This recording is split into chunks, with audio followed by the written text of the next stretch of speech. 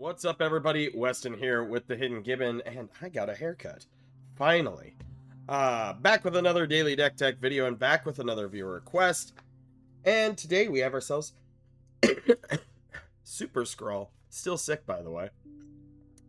But before we get into that, if you like the Daily Deck Techs, if you like Magic for the Working Class, historical commanders, or anything else in between, feel free to subscribe, only if you feel I've earned it.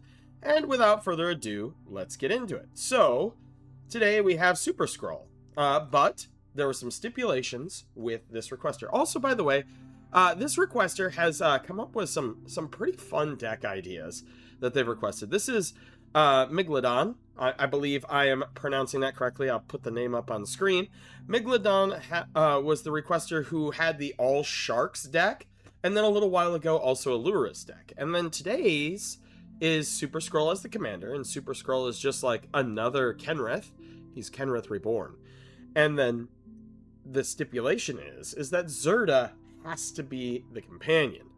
So, I'm going to go through those quick. Super-Skrull, the 4/5 for triple black, which is rough, buddy, in 5 color. And then 1 generic. He has flying. And then you can pay 2 and a white to make an 0/4 wall. You can pay 3 and a green to get +4/+4. You play 4 and a red to deal 4 damage to target creature, or 5 and a blue to have target player draw 4 cards. If we didn't have the Zirda in here, you could actually give play Smothering Tithe in the deck, and then you could literally just deck someone with the target player draws 4 cards thing. Yeah, that's a fun fact for you. Target your opponent. If they're tapped, if they don't have mana to pay for it, they get 4 treasures. You know, oh, so good. Especially if you, you have to have something that reduces the cost as well. But then who's Zirda? So Zirda as a companion, look at that, our little fox here, is a 3/3 for 1 generic and double red and white hybrid. Has companion, and his companion stipulation is as follows: each permanent card in your starting deck has an activated ability. So that means no generic like enchantments, nothing like that. We have to have activated abilities.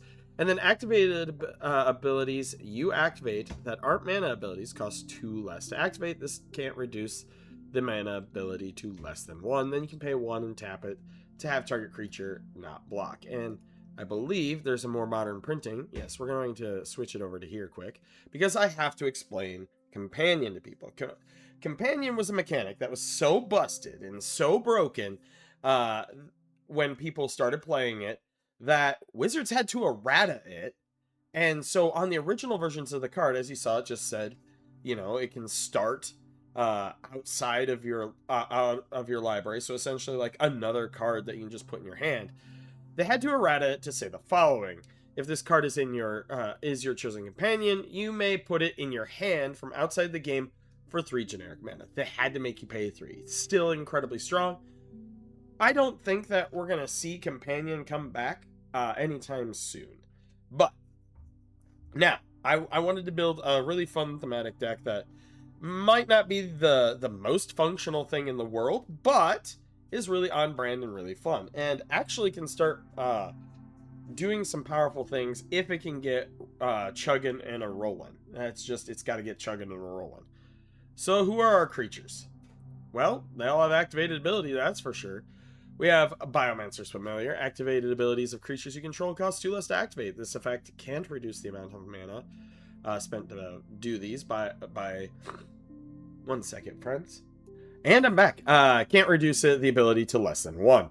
Also, you can tap it the next time a creature adapts this turn. It adapts as though it had no 1/1 counters on it. I'm going to tell you something right now. We don't have adapt creatures in this deck. It's just not there. It is there for the activated ability reduction cost, and it itself has an activated ability, so we can get away with it. We have Birds of Paradise, Delighted Halfling, and Noble Hierarch. Overgrown Battlement, Sylvan Caryatid, Undercover Scroll are all mana dorks, right? We have Feyburrow Elder. This also taps for mana. Elves of Deep Shadow. So those are all mana dorks. Those are going to help us get some of our stuff out there. We have Dothly Trapper. Tap, target creature gains shadow until end of turn. So if you have to be on the beatdown plan, this dude will help you do it. We have Deathrite Shaman in here, which, you know, used to be referred to as the first 1-mana Planeswalker. It is a 1/2 for 1. Tap, exile target card from a graveyard, add 1 mana of any color. Tap a black, tap it, exile target instant sorcery card from a graveyard, each opponent loses 2 life. Or tap a green and tap it, exile target creature card from a graveyard, you gain 2 life. Pretty fun.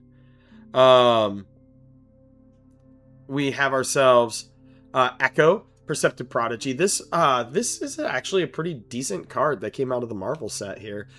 Pretty low to the ground, a 1/4, so, you know, isn't going to get randomly burned out of the game and can actually do some blocking. A 1/4 for 3. Vigilance, and then you can pay 1 and tap it. Copy target activated a triggered ability you control from a creature source. You may choose new targets for the copy.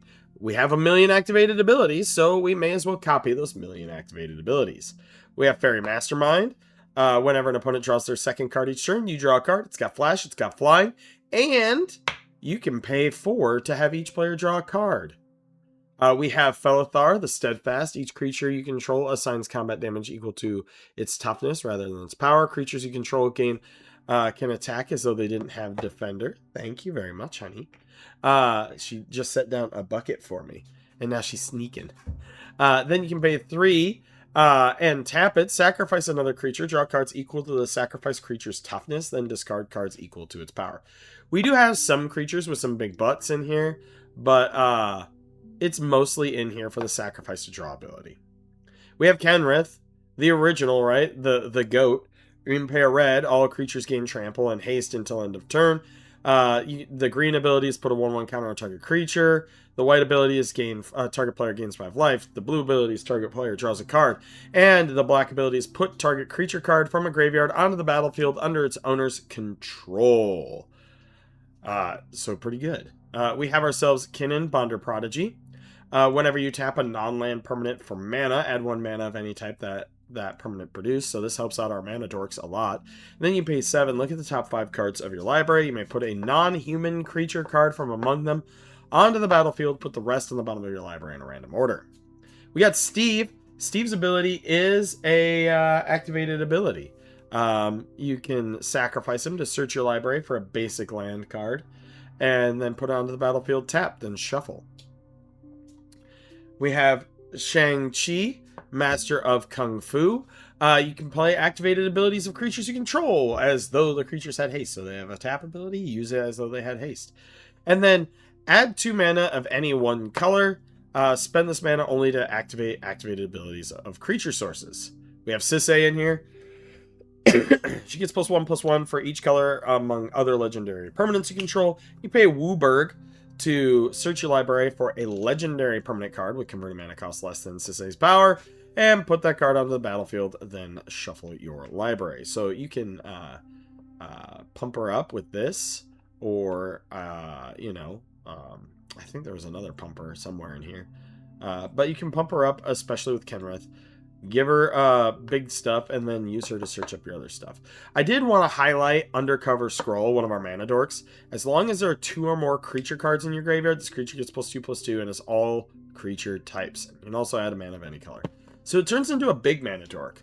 Also, I like this thing they have going on here, where it's just like a 50s couple just standing there looking ornery. For whatever reason, it invokes the look of like American Gothic to me. We have Zakama, Primal Calamity. This card's generically good. It's got a bunch of activated abilities. So when it enters the battlefield, if you cast it, untap all the lands you control. Vigilance, Reach, Trample. You can have it deal 3 damage to target creature. You can destroy an artifact or enchantment, or you can gain 3 life. So that is our creature package. Sorry about the delay, friends. Had to help with my daughter, and it's starting to storm real bad. But we have Austere Command in here for some removal, as well as Blasphemous Act and Toxic Deluge. Those are the 3 removal cards that we have in here. And then we have a bunch of ramp, because we have to be able to get out basics and things like that to get our Wooburg online. And so for that package, we have our generic ones like Cultivate, Farseek, Sky Shroud Claim, and Kodamas Reach and Nature's Lore. We also then have some bigger guys like Tempt with Discovery.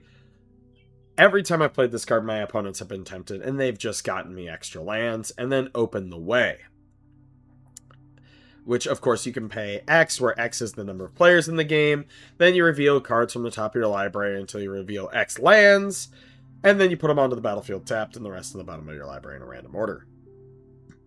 Notice, by the way, with Tempt with Discovery, those don't come into play tapped. Instance, we have a little bit of combinations here. As you can see, I tried to shy away for the most part of double pips. So we do have a double blue and we have double green, double blue, which will be a little bit tricky. But for the most part, it should be pretty decent and easy to cast these. So we have Culling the Weak, Dark Ritual, and Cabal Ritual in here to help ritual out your Skrull commander faster. We have an Offer You Can't Refuse, Mystic Confluence, Swan Song, and Plasm Capture to, as well as Dovin's Veto to be able to counter some spells. And then for removal, we have Beast Within, Generous Gift, Swords to Plows, Path to Exile. We also are running Deflecting Palm. The next time a source of your choice would deal damage to you this turn, prevent it. If that damage is prevented, it deals that much damage to its source's controller. So, helping you out quite a bit. Also, that art is something. Seeing those bones just like busting through the skin, that is, ouch. Oh, yes, we also have a ramp spell in Growth Spiral. Artifacts. Now, I am running quite a few because suiting up the Super-Skrull sounds like a good idea. So, if you can't get everything out, you may as well suit him up and make him into an Avenger-style threat. But we got to be able to cast it, so we do have Soul Ring in here. We do have Arcane Signet. We have Command Sphere. Our Commander Sphere, and it taps for any color, same with Arcane Signet. And then Chromatic Lantern, which lots of people hate, but the card is useful in decks like this. So, Chromatic Lantern made it in there as well, which is lands you control have add 1 mana of any color. For equipment, we have ourselves Basilisk Collar, we have Lightning Greaves, Illusionist Bracers, which is if an ability of equipped creature is activated, if it's not a mana ability, copy the ability. This card's just very, very good on Super-Skrull. We have Mithril Coat and Whisper Silk Cloak for added protection beyond the 2 pairs of boots. We do have Sword of Feast and Famine in here to untap our land so we can activate more times. And then we also have Isokran Scepter, which you can dump any number of these little spells on. Personally, I would use it on like Cabal Ritual because if you have Threshold, you get 5 mana for 2, which is a net gain of 3. 1 second. We are only running 2 enchantments in this deck, okay? But they are important. We have Dothi Embrace, which is pay double black, target creature gains shadow until end of turn. This is really good if you're on the beatdown plan with Super-Skrull. And then we have Unspeakable Symbol, pay 3 life, put a 1/1 counter on target creature. This is good. Make Super-Skrull big. Make your other things big. Pay life. Life is a resource. Use it. And then for our lands, we are running 25 basic lands, 5 of each color. We are running the World Tree, so if you have 6 or more lands, your lands can tap for any color. The bottom part of it's not necessary because we aren't running any gods. We do have Command Tower, Exotic Orchard, Baxter Building, and where is it? Cascading Cataracts. So this you can pay 4 to draw a card. Activate only a 4 or greater, or you can pay 4 to add 4 mana of any combination of colors. So big filter. Same with Cascading Cataracts, it's indestructible. You can pay 5 to filter through 5 mana. Then we have some of the enters taps triple lands. We are running Yavimaya and Urborg in here to help us out with, again, some of our mana costs, and Rogue's Passage for an unblockable outlet. So that is the deck. Let's go ahead and see if Moxfield will let me have it function today, shall we?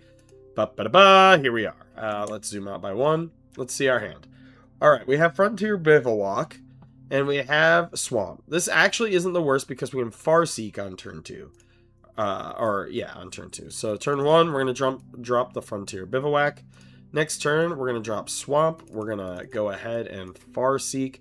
We need another black source. So we are going to grab a Swamp, close and shuffle.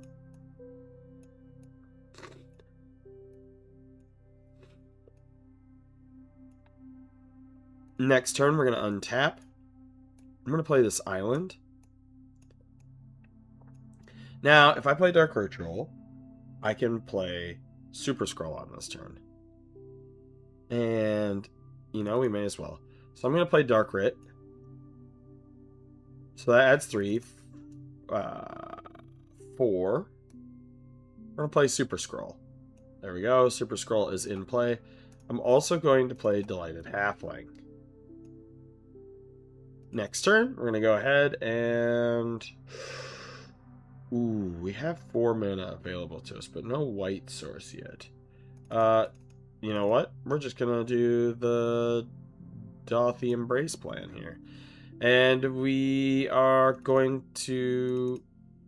We're going to do that a different way. Yeah. Oh, I know I had to use it for black. Damn.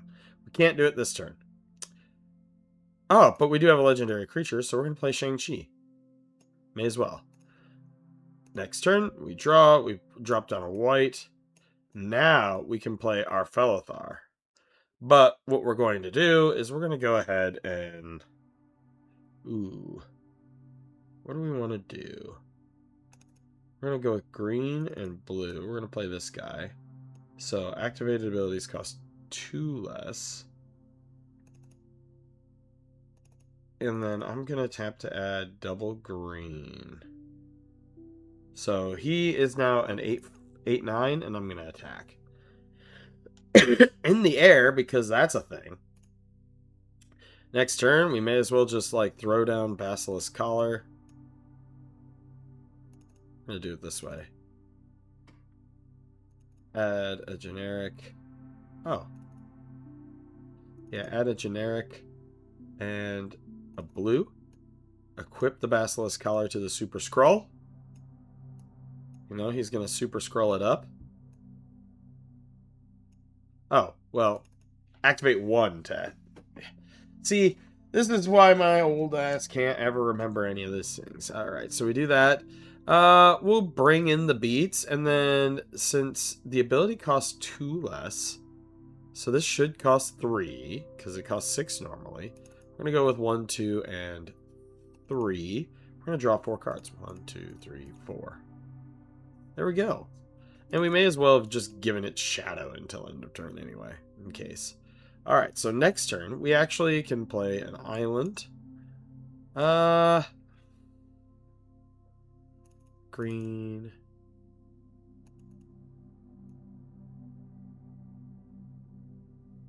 We are going to play Kodama's Reach. View library.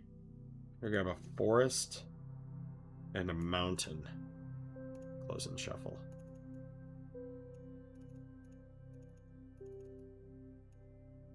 Forest and a mountain. Alright, we have our forest and we have our mountain. May as well swing in again. And this turn, you know, we're just going to tap for 2.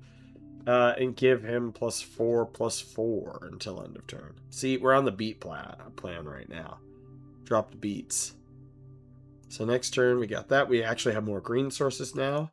We may as well cultivate. View library. We're going to get a plains and a forest. Close and shuffle. We'll have the plains enter tapped. And then we'll play the forest. I mean, we could play 1, 2, 3, 4, 5, 6, 7. We have 7 mana available. Ooh, what do we want to do? What do we want to do? 1, 2, 3, 4. I am going to play Felithar. And then... I'm going to play Isakran Scepter. Holy shit. And we're going to play Cabal Ritual on it. This will help us get us some mana. Then, you know, go ahead and attack 1, 2, and 3. We're going to draw 4 cards. There we are. Next turn, we untap. May as well play the Sunstep Citadel.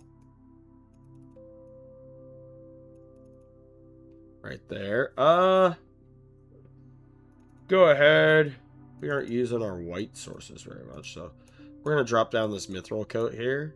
Mithril Coat's going to slap over here. I'm going to drop these dorks there. Mithril Coat. I'm going to play Noble Hierarch, and I'm going to play Deathrite Shaman. And then I'm going to swing. And I'm going to go ahead and 1, 2, 3. Sorry, 1, 2, 3. I'm going to draw 4.